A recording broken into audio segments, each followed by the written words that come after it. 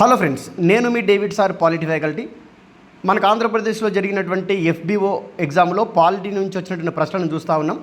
First ప్రశ్న, ఆదేశిక సూత్రాలను క్రొత్త మాగ్నా కార్టా అని అన్నది ఎవరు అన్నాడు? అంబేద్కర్ గారు. రెండో క్వశ్చన్, బాలకార్మిక నిషేధ చట్టం ఎప్పుడు చేశారు అని అడిగాడు? 1986లో చేశారు. సార్వత్రిక ఓటు హక్కు గురించి తెలిపే ఆర్టికల్ ఏదన్నాడు? 326. పార్లమెంటులో భాగము కాదు లేదా పార్లమెంటులో సభ్యుడు కాదు కానీ అంతర్భాగం ఎవరు అంటే రాష్ట్రపతి గారు. క్రొత్త అఖిల భారత సర్వీసులను సృష్టించేది ఎవరు అన్నాడు? రాజ్యసభ.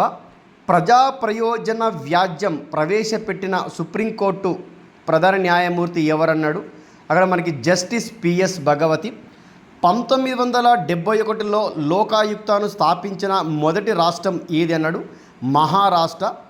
1999లో ప్రాథమిక విధుల అధ్యయనం కోసము లేదా అధ్యయనం చేయడానికి వేసినటువంటి కమిటీ ఏదన్నాడు?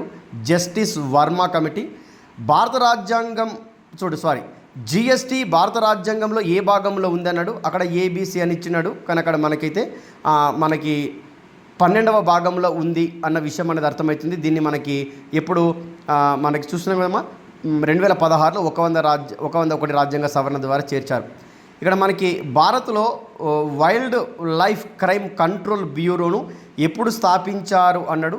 అక్కడ మనకి ఆప్షన్స్లో కరెక్ట్ ఆన్సర్ అనేది మనకు కనిపిస్తలేదు. 2007 జూన్లో ఏర్పాటు చేయడం అనేది జరిగింది. వన్యప్రాణి సంరక్షణ చట్టం 1972 మనకు ఉంది కదా, అందులో మనకి ఎప్పుడు చేసినారు అని అన్నాడు? అందులో ఉన్నటువంటి ఆ చట్టంలో ఉన్నటువంటి మొత్తం షెడ్యూల్స్ ఎన్ని అన్నాడు? మనకి అందులో ఉన్నటువంటి షెడ్యూల్స్ మొత్తం మనకి 6 షెడ్యూల్స్ ఉండడం అని జరిగిందమ్మా. ఇట్లా మనకి దాదాపుగా ఎన్ని క్వశ్చన్స్ వచ్చినాయి మనకి అంటే మనకి 11 క్వశ్చన్స్ రావడం అనేది జరిగింది.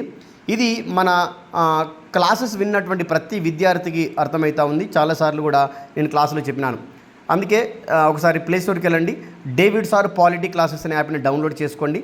మీకు 49 రూపాయలకు మాత్రమే ఈ క్లాసెస్ అందిస్తూ ఉన్నాను. ఇంకెవరికైనా సరే ఇన్ఫర్మేషన్ కావాలంటే నాకు కాల్ చేయండి. All the best my dear students.